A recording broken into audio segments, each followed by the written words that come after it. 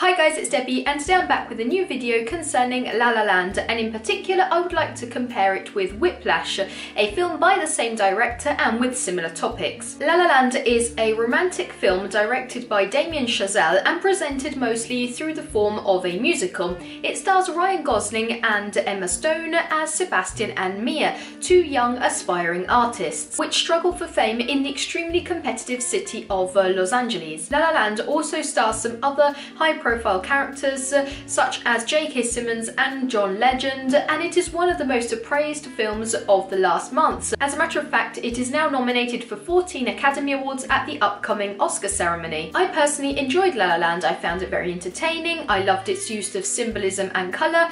I really appreciated Emma Stone's performance, and I've already uploaded a positive review of the film which I'll leave linked in the description box below. But regardless of this, I still think there's been too much hype surrounding La La Land, and I also think that some of its competitors at the Golden Globes or at the Oscars did an excellent job but have been pushed back in the shadows by this blockbuster. La La Land is an excellent film, but let's not forget about the results some minor films have achieved. For example, Moonlight also made an excellent use of colour, using it as a device to substitute dialogue and convey certain specific emotions. And Casey Affleck's natural acting in Manchester by the Sea beats any hyper-romantic line in La La Land. And take a look at Arrival, a science fiction film which questions the human nature of being jealous and dominant in the vastity of the universe. And if we strictly speak of Chazelle's work, La La Land was great, but I prefer his 2014 work Whiplash, which, as I said before, follows more or less the topics of La La Land. Chazelle had been planning on creating La La Land for years, but was only able to create it thanks to the enormous success Whiplash received. Also, Miles Teller, the main actor in Whiplash, actually was the first choice for the male protagonist of La La Land. Now, everything I'll say in this video is my personal opinion. I know many people have found La La Land to be one of the best films ever, and I acknowledge, appreciate and accept this choice. So again, everything I'll be saying in this video is my personal opinion, and I would also like to hear about your opinion, so make sure to leave a comment here below. Now, Whiplash and La La Land both follow the story of aspiring artists and their struggles in an extremely competitive field. La La Land's Mia is an aspiring actress which has been repeatedly rejected, and her lover Sebastian is a talented pianist which has been fired for playing his own music and which struggles in a world in which he also has to make ends meet. Whiplash instead is the darker story of Andrew, a young jazz student at a prestigious conservatory in New York. He is a talented drummer which desperately wants to pursue a career in the music industry and dreams of being like the great masters of the past. So the two films start from the same concept, but here comes the first difference which makes me appreciate Whiplash more than La La Land. Mia and Sebastian are talented artists. They appear to struggle on a daily basis. Mia never misses an audition, and Sebastian plays on every occasion possible, but they both seem to be already resigned to never reaching their goals. We often see them complaining about failed auditions, about being fired, about their dreams being shattered. Instead, Andrew in Whiplash ignores his teacher's insults, plays off by heart, practices until he is covered in sweat and blood is dripping from his hands. He turns up at an important event with his clothes ripped, covered in blood. After a road accident, he quits any social interaction until he knows he is reaching his goal. He is presented as a competitive animal which will devour anybody that will step on his road to success. Chazelle actually admitted to taking information from his own personal past when he used to play in a jazz band and used to constantly feel dread because of the level of competitiveness. Whiplash throws us into a world where everybody is striving to be the best. Its perfect editing and beautiful music really drags us into the story, makes us part of it. We feel hate, despair, we subconsciously cheer on to Andrew, and it also leaves us with a big question.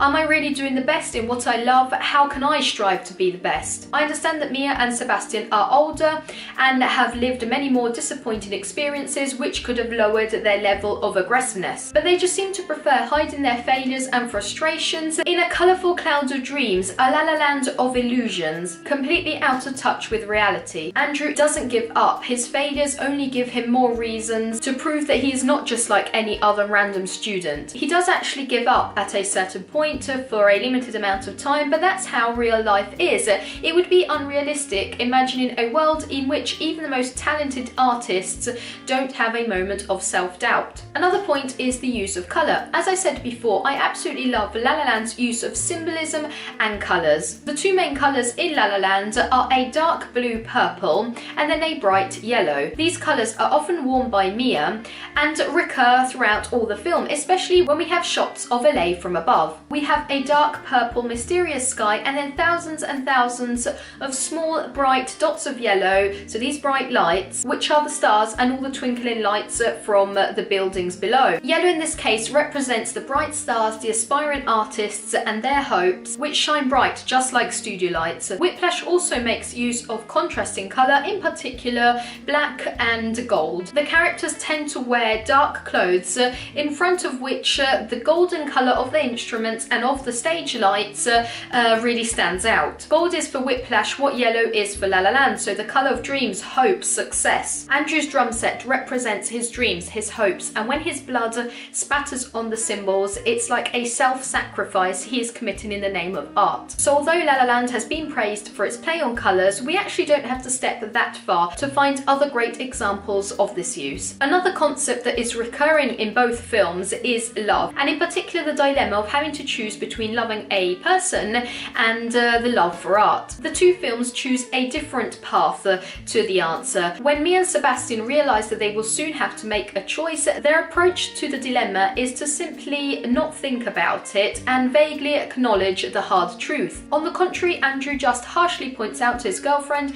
that she would be an obstacle on his path to success and abruptly ends their relationship. He then regrets this choice and wonders whether his life would have been different. So although La La Land should have been a film which heavily speaks about love and feelings in general, it's Whiplash which actually questions love in a realistic way. Both films consider the concept of the love for art, but then it's actually Whiplash and not La La Land that considers whether it is a fair choice and what the consequences would be. When speaking about music in the two films, La La Land gives us some great tracks and really brings us back to that golden age of glamour, of a life lost in the beauty of art, the delightful lightness of elegance. Whiplash is not as charming, it is rough.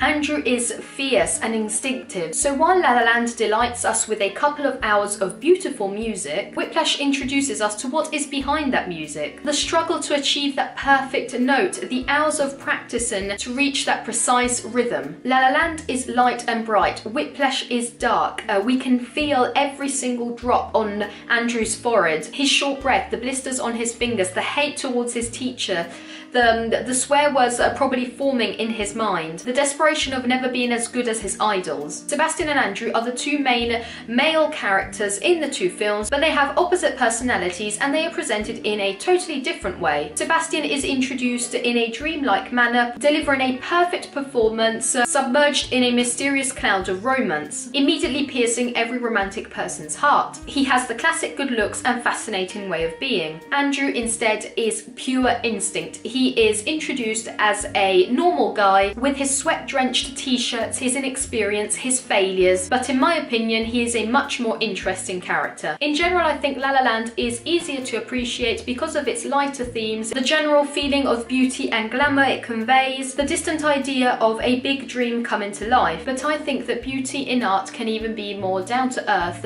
and somehow ugly. Let me know whether you prefer Whiplash or La La Land with a comment here below, and make sure to subscribe for many more movie related videos. See you soon in a new video, bye!